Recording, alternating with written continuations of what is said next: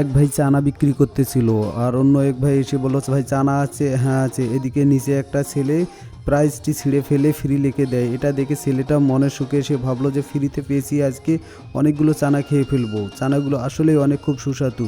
দোকানদার ভাইটি বুঝতে পারলো না যে নিচে একটা ছেলে তার প্রাইসটি ছিঁড়ে ফ্রি করে দিয়েছে, আর এটাই দেখে ছেলেটা খেতে লাগলো। তো এদিকে নিচের ছেলেটা দেখেন গর্ত থেকে বের হয়ে ফ্রি দেখে সে মহা খুশি।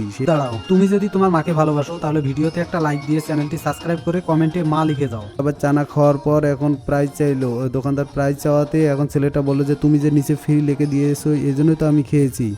তো এটা দেখে দোকানদার মানে অনেক অবাক হয়ে গেল, কারণ সে এখানে প্রাইস লিখেছিল, ফ্রি কেমনে হয়ে গেল, এটাই তার মাথায় একটা চিন্তার বিষয় ছিল। এই জন্য দুইজনের মধ্যে অনেক ঝগড়াঝাটি হলো। ঝগড়াঝাটি হওয়ার পরে দেখেন দুইজনের মধ্যে কি লড়াই।